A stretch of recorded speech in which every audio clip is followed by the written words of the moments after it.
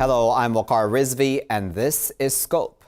As the U.S.-China trade war continues, reports say the two sides may be close to signing several MOUs to ratchet down the tensions.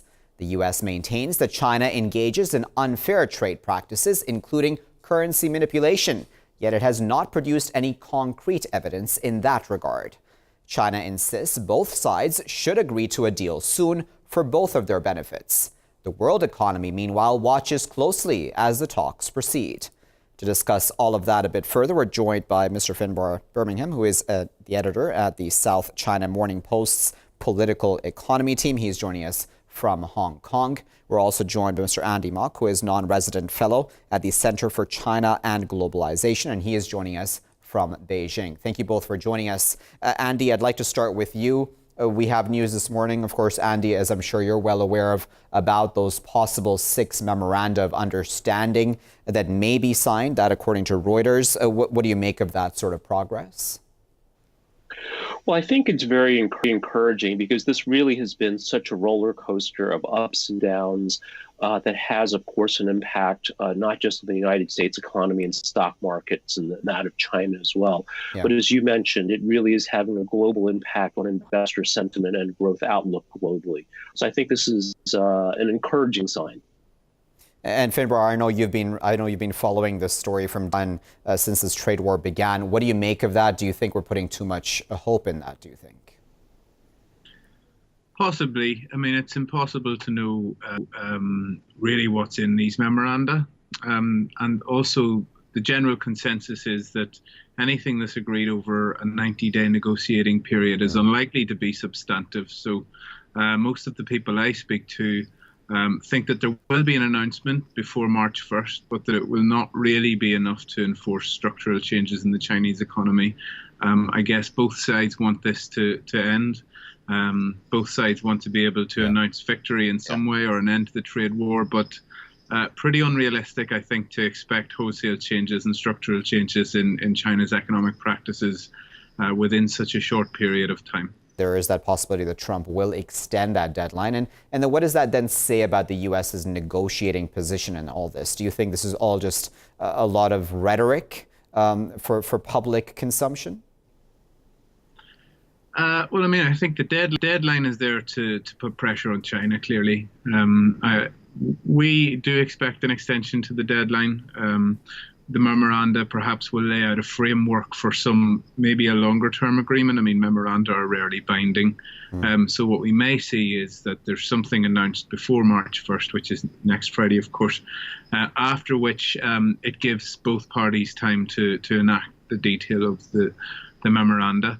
I mean, it was interesting whenever the Buenos Aires summit took place in December that the US announced the March 1st deadline, and China didn't mention this. So we don't know whether it was something that was agreed by Trump and President Xi whenever they were meeting in Argentina, but it was certainly only the US that announced the deadline, which certainly does play into the theory that this was something used to put pressure on China to bring some substance to the negotiating table.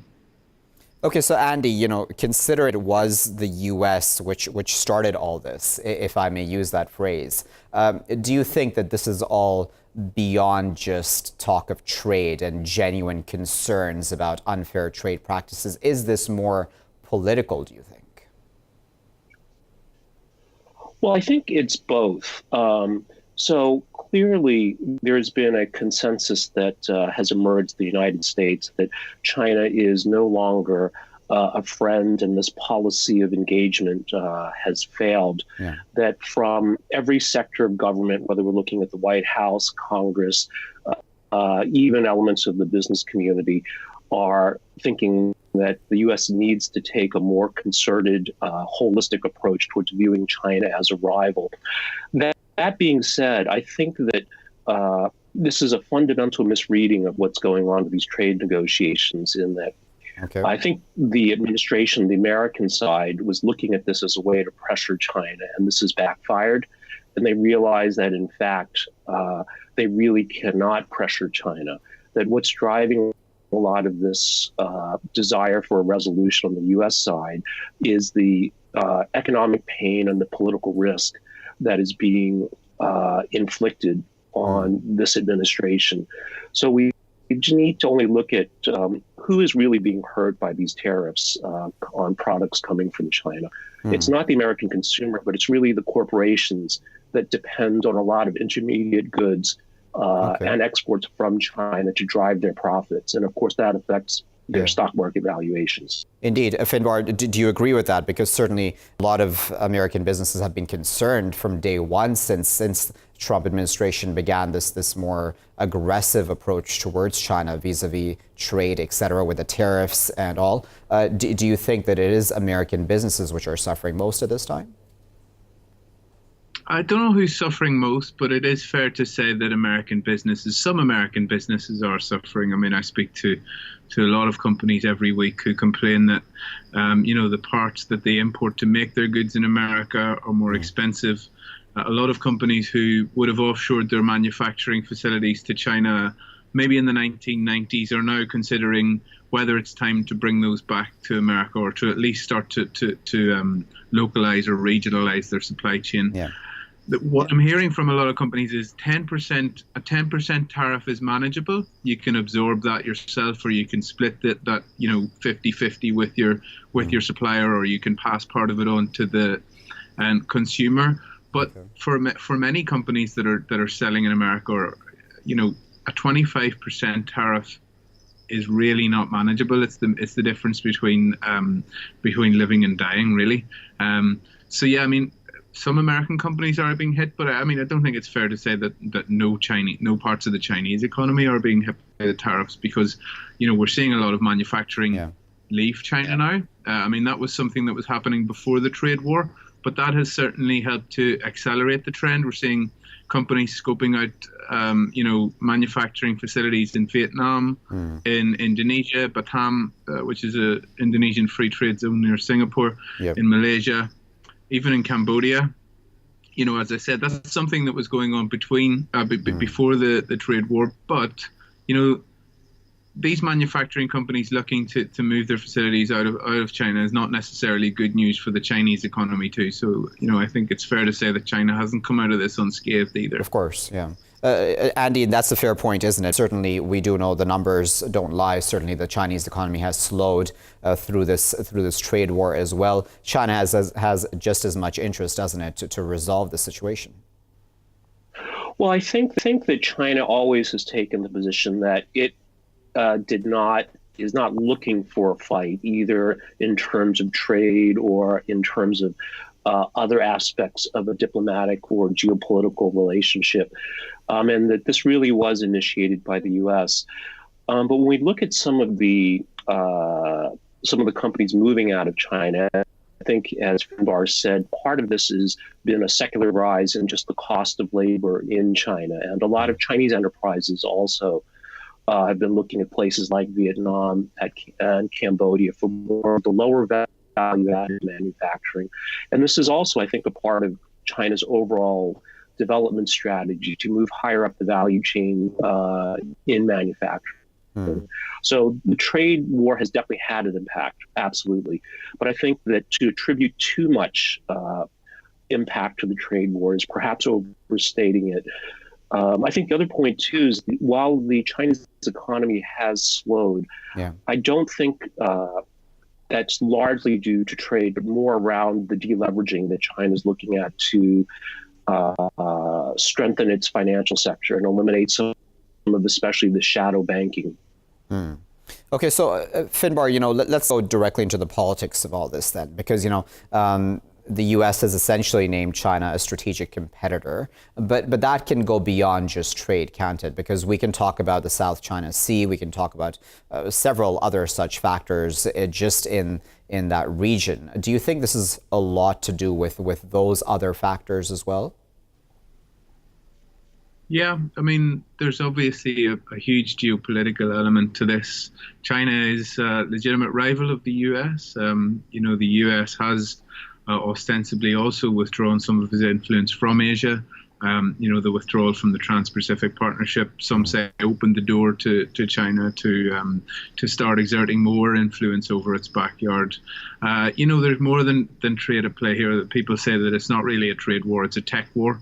Whoever will control the next generations of technology, such as 5G, will be the dominant superpower in the years to come. So you've got many factors at play here. There's trade is one, economics is another, technology is another, military is another. You mentioned South China Sea, of course.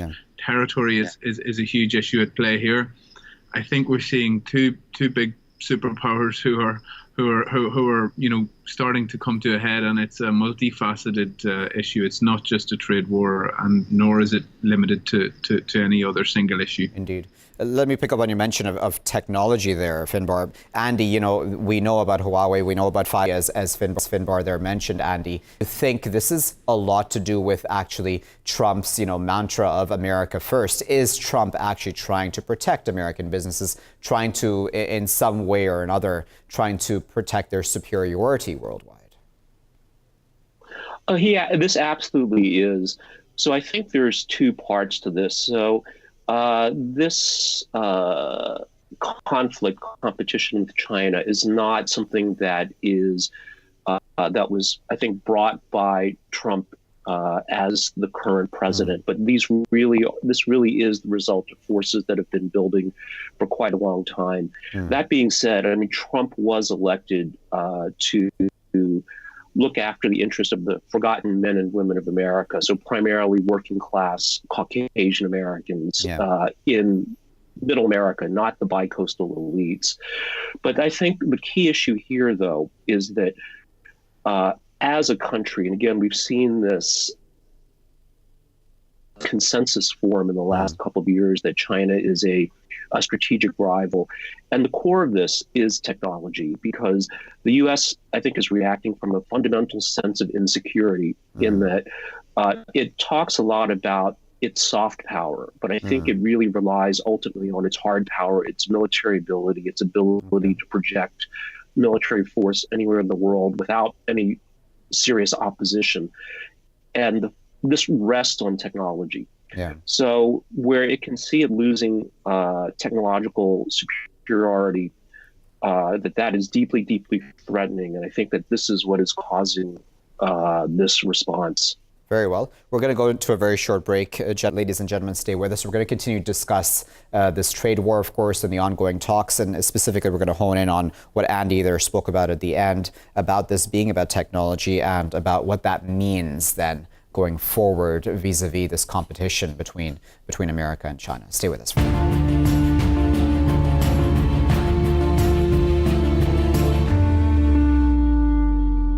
Viewers, thank you for staying with us here in The Scope as we continue to discuss this trade war between China and the United States and the ongoing talks in that regard. Of course, as I said at the beginning of this program, reports coming out that possible MOUs may be signed. That's according to Reuters. Let me introduce a few more voices to add to this conversation. We're, of course, still joined by Andy Mock, who is non-resident fellow at the Center for China and Globalization. He is still with us from Beijing. We're also now joined by Mr. Jamie Mulholland, who is a geopolitical analyst and China specialist. He's also contributed to the University of Nottingham's Asia Research Institute, and he's joining us via Skype from London. We're also joined by Mr. Riccardo Benussi, who is a foreign direct investment advisor and regional manager at Dezan Shira and Associates, and he is speaking to us from Shanghai. Riccardo and Jamie, thank you for joining us here in The Scope. Jamie, if I may, I'd like to start with you. What do you make of possible progress that may take place in these trade talks? Do you think that will resolve the situation? Well, the situation is sort of man-made, right? So if the situation is made by the leading players in Washington and how they're getting on with Beijing, then I think it's very possible that they can resolve it. It will have long-term effects because the trade barriers cause China to diversify and to look at other areas, and it's had a ripple effect in global trade. And this can't be undone easily. So it will have, the majority of the damage can be mitigated, but it will have consequences. Indeed, and Riccardo, I wonder if you agree with that, because I imagine that China has learned a lesson here, hasn't it? That it can't really depend on just exports to the U.S. Not that it did completely anyways, but I imagine it is looking for greener pastures. Yes, I like that you mentioned lesson. I was just thinking about this whole trade war as you can think about a relationship in a couple. So when you think about a relationship that is going through a very rough patch, there's always going to be some one of them trying to amend, trying to put the other person in the corner, try to give the talk. So I see China and the U.S. as in a relationship right now. And you know how they say that you shouldn't go to sleep angry at your partner? Yeah. This is exactly what is going on now, because the U.S. wants to put China a little bit on the spot and say, okay, we're going to leave the scene. We're not going to slap the tariffs on until you agree on the MOUs that we want to sign to get away from this trade war. In fact, there are very positive signs. I think, although all of this could still fail at the mercy of a tweet, and we all know what we're talking about, the general semantics and the sentiment is changing. We're talking more about the trade deal instead of a trade war. I hear words and read words that are more pragmatism or closer talks. And there's more encouragement, definitely. So Trump is a transaction-based man. He comes from the real estate industry. He's not a great visionary. So he knows, thinks at least he knows what he's doing. He's treating the other party like a contractual party. And he's moving ahead. Also, because there's pressing issues back at home. Yeah. Okay, so let me bring in Andy to react to that, Riccardo, because Andy, I wonder, in all of this, do you think it is just the U.S., as we've spoken about in the previous segment, Andy, not accepting that we're really part of a multipolar world now? That one-time unipolar world which may have existed in Trump's mind or in the U.S. establishment's mind, that's long gone. Yes, I think that from a geopolitical perspective, you're exactly right that, we had this, perhaps honeymoon, this interregnum since at least post-World War II, where it was a unipolar world. The United States was the last man standing. And as a result of that, got to rebuild the world in its image. And I think now we see challengers like China, like India, perhaps even like the EU. We can see sort of to have their own thoughts and wanting to go their own way, at least on certain issues. But I think one thing I want to go back to what one of the other panelists mentioned, and this point about it's not just China diversifying in terms of export markets, which I think, of course, is happening as a result of this. But we have to look at an important constituency of Trump's political base, or actually farmers, and soybean farmers in particular. So I think part of what's driving this man-made crisis on the U.S. side is, I think, the political recognition that key political constituencies in the United States, not just the corporations, but the farmers, are being hurt. And what's unfortunate is that this has backfired, I think, for the Trump administration, and that food security is an importantly enormous issue for China. And I think what this has shown is the U.S. is perhaps not such a reliable partner from a food import perspective as well, not just as an export market. I wonder, Jamie, do you think that Trump's gamble here has backfired? Because I imagine Trump can argue, listen, we're getting concessions from China. That's a win. Well, Trump has a known strategy of coming in and making outrageous demands, and then in the end, making concessions and asking for something something reasonable. And many have argued that he could have just asked from that for the beginning. So if you ask for all this ridiculous stuff and then you ask for a small concession, then people are like, oh, it's quite reasonable. But there's all this fallout and this ruffling of feathers, which he seems to enjoy. But politically, it's not beneficial. If you promise your voter base all this jobs and this kind of thing, and then you mess with the livelihood of Americans and their jobs, then that's going to have consequences when it comes time to vote and with his reputation and whatnot. And the other thing is that the U.S. is becoming known as an unreliable player. And it's not just with China, it's with Japan, it's with the UK, it's with the EU. And if the US can't be trusted, then what does their way of life that they're trying to export, the American way, what does it say about this? And then what openings does it leave for China exporting their culture and their way, or the UK or the EU? And it's gonna have a knock-on effect on American influence in a huge way. Riccardo, do you agree with that? Because, a lot of the accusations against China on the part of the United States, we can talk about, for example, currency manipulation, right? And Steven Mnuchin has apparently for the past 2 years tried to find manipulation on the part of China of the yuan, and has been unable to find that because he really wants to declare China a currency manipulator. And now, I wonder if that sort of just is egg in the face of the U.S., not just on the currency manipulation issue, but just in general, really, about how all of this has been handled. Well, as previously said, all of these issues could have been raised in a different way, more in bits, but it all came up 229 days ago now. Since the trade war started. I think that there's many things at stake. It's agriculture, it's currency manipulation. It's all written in the tentative rundown of the memorandums of understanding. Yeah. But definitely, the way it has been handled is very new to the, can we say, contemporary economy and politics, because never before has, I'm keeping the U.S. as the focus here in geopolitics.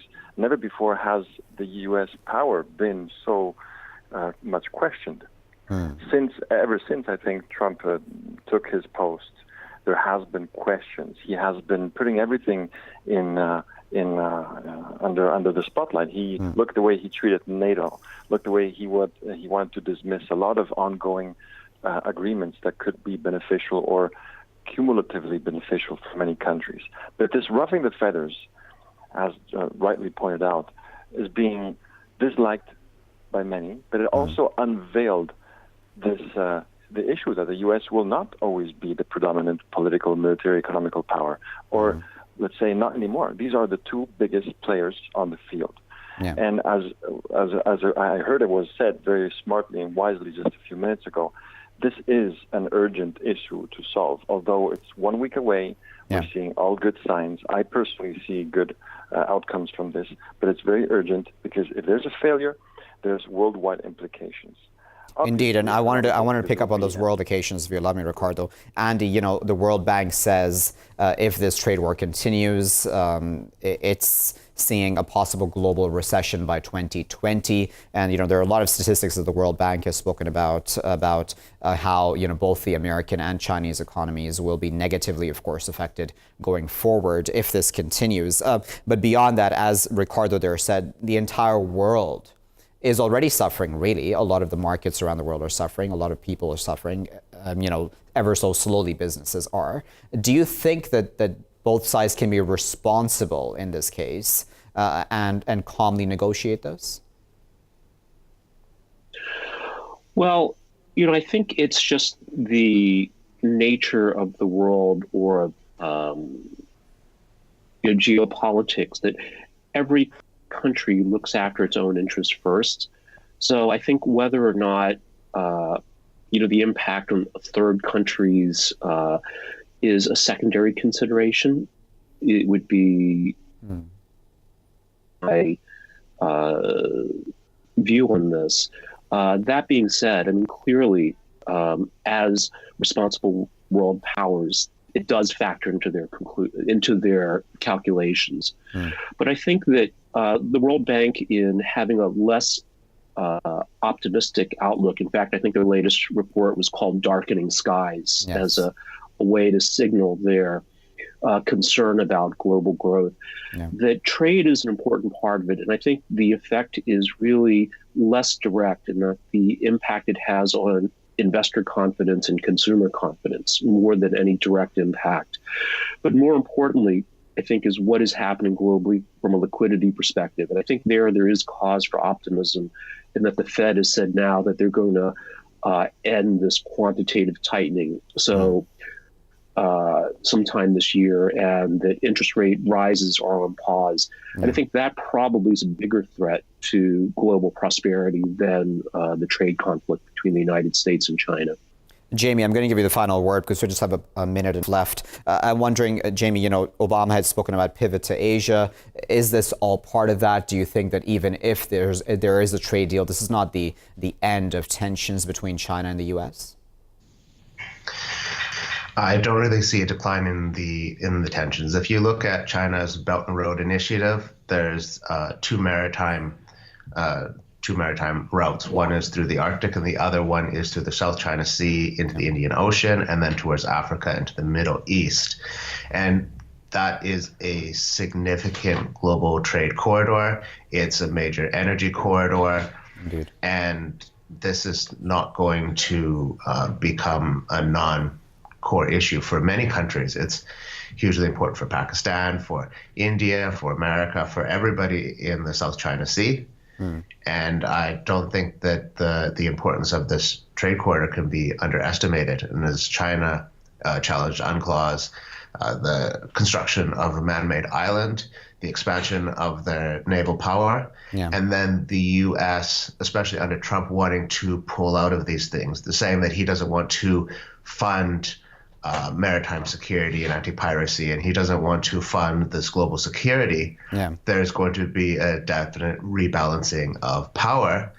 And all these competing interests we have with China, with South Korea, with Japan, and it's a very complicated issue. Indeed, it is a very complicated issue.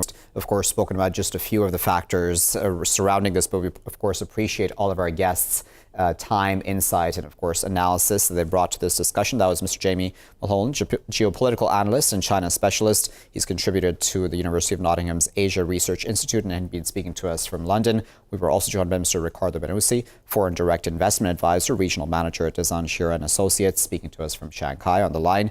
We were also joined by Mr. Andy Mock, non-resident fellow at the Center for China and Globalization, who is speaking to us from Beijing. And earlier in the program, we were joined by Mr. Finbarr Bermingham, editor at the South China Morning Post's political economy team, and he had been speaking to us from Hong Kong.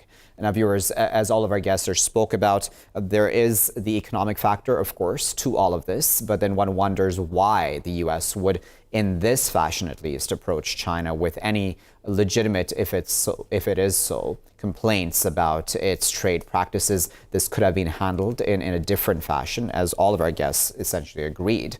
One has to wonder then if this is more to do with geopolitics than actual economy and worries about American businesses, etc. We'll keep a very close eye on how those talks develop, those 6 MOUs that are rumored to be signed soon. We'll keep a close eye on here in the scope as well. Stay tuned, though. I'll be back with our next segment after the short break.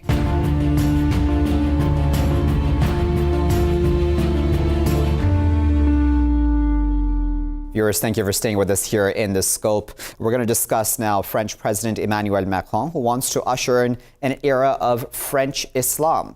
His replacement of the long-standing state of emergency with an anti-terror law is criticized for targeting Muslim citizens. Fears over being placed on a surveillance list add to a negative atmosphere. With mosques being shut down and French Muslim youth being marginalized, Muslim organizations claim that they should be consulted going forward. To discuss all of that a bit further, we're joined now by Ms. Chafika Attalai, who is the international coordinator, at the Collective Against Islamophobia in France, and she's joining us on the line now from Paris. We're also joined by Mr. Emmanuel Dupuy, who is president of the Institute for European Perspective and Security, the IPSE, and he is also joining us from the French capital. Finally, we're also joined by Mr. Abdulaziz Ahmet Yasar, who is a producer at TRT World, and he is joining us via Skype from Istanbul. Thank you all for joining us. Emmanuel, what are your thoughts about the anti-terror law and the criticism of it? Well, the anti-terror law is not a new thing. It has been voted more than a year ago. And of course, it is an ongoing debate whether or not it's efficient. We have to tackle this issue because France has been targeted. More than 250 people have been killed since the attack in January 2015. So there was this need to quit skipping from 6 months of state of terror to a new law, and this is why the National Assembly voted this law. The criticism comes not only from this law, but about the results and the efficiency of this law. This law has not forbidden a certain number of attacks. The last one, happened in December in Strasbourg. And people are interrogating whether it is sufficient or not to take that in consideration. Now, concerning the criticism linked to the anti-Muslim tilt, I think this is a debate which is wider than focusing on a community, because first of all, most of the people who organized these attacks were people, of course, were Muslim, but of course they were not terrorists because they were Muslims. They were terrorists because there was a certain number of a situation, a local social situation, of course. And of course, most of them, and let me correct my answer, some were French and some were not French. So the issue about this law is about not the new dynamics, and the new discussion is about now the law on Islam, which is not the same thing, and it should not be connected to the anti-terror law. And that's a very good point, Emmanuel. I want to put that into Chafika. Chafika, what do you make of this law, and in general then, as Emmanuel there pointed out, the entire talk of French Islam? I think that it's important to say that there is indeed an anti-Muslim tilt. And I do not speak randomly. I'm not giving here my own opinion. I speak under the control of data. In the annual report of the CCIF, you can find all the data you need on the repercussion of these counter-terrorism measures on the French Muslim society. Just to give you an example, during the year 2015 and the year 2016, the CCIF recorded 314 cases related to the state of emergency, 90 cases with false allegations, 93 cases where doors were destroyed following a house search. There was also 13 cases where the person was physically mistreated by the police and got physical injuries that led them to hospitalization and labor disruption. There was also a case of miscarriage after a home search, and even a death due to a heart attack. So here I just give you figures in order to give you an overview of the situation. But I could tell you hundreds of stories.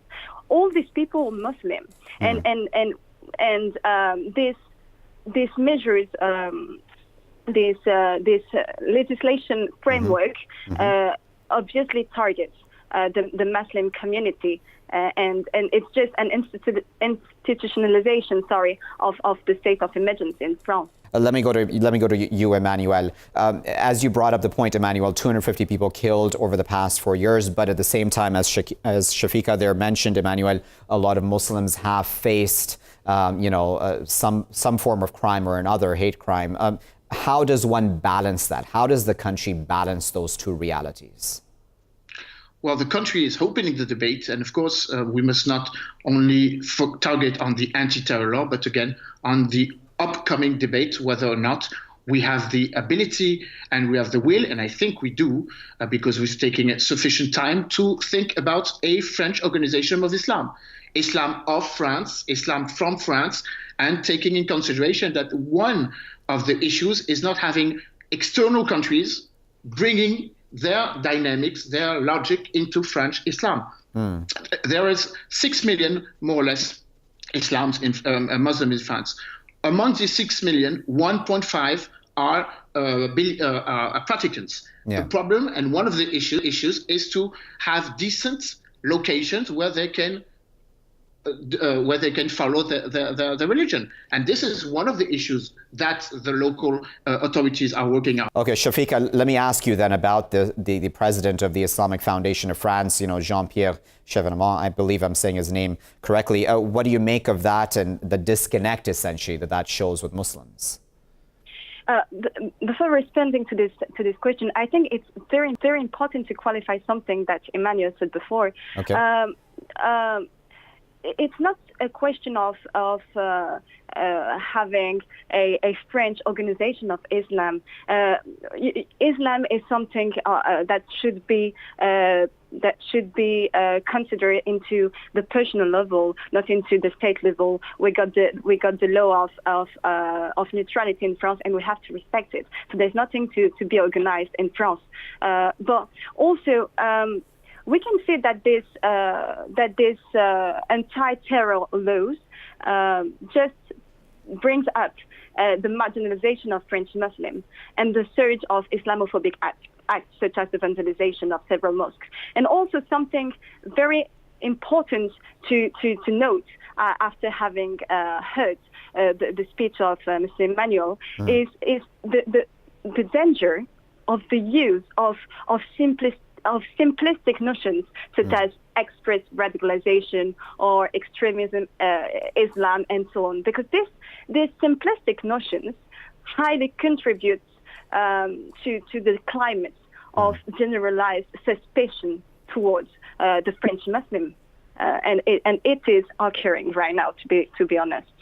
But Chafika, I wonder, anyone could argue that, listen, as I said earlier, there have been terror attacks in France. There is an issue of radicalization of at least a few Muslims in that country. How then, and what exactly is CCIF's or other organizations, what do the Muslims in France want to happen? How will the country tackle this properly? Of course, there's an issue of terrorism, it's obvious, but it is important to not generalize the few people, as you just said, that perpetrate these attacks to a whole layer of society. There's a whole layer of society in France. There's a lot of Muslims in France, and we feel marginalized. We feel targeted by this false allegations, by this essentialization of Islam, because there's a real essentialization of Islam in France. We do a quick shortcut between Islam and radicalization, and it's very dangerous for this community, because they are French citizens, as all French citizens, and it's very dangerous to arrive to this essentialization, because it goes with a stigmatization. All right, let me try to get Abdulaziz back in. I've been having some audio difficulties with him. Abdulaziz, if you can hear me, I wanted to get your thoughts, Abdulaziz, on what the Muslim community essentially in France would say is this disconnect between what the government policy is versus what the Muslims would propose as a solution to the issues facing France and their community. What do you make of that?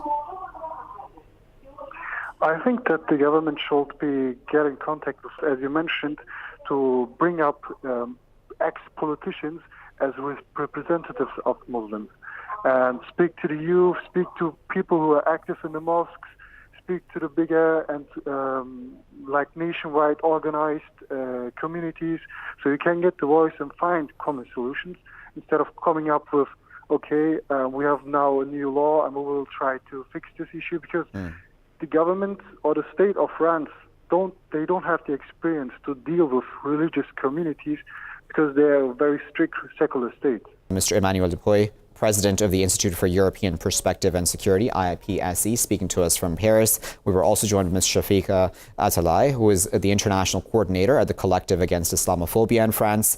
And we were also joined by Abdulaziz Ahmed Yasar, who is a producer at TRT World. And now, viewers, as all of our guests there spoke about, this issue of the anti-terror law in France is not the only issue. There is that debate going on about French Islam, what that means. Of course, France has strict rules about neutrality, about separation of church and state, and Muslims would argue that this is interference, in fact, in their personal religious beliefs, and that they have not been consulted enough going forward vis-a-vis these policies. We'll keep a very close eye on those policies and others in France and throughout Europe, but that's all for me for the moment. This has been Scope, and I've been Waqar Rizvi.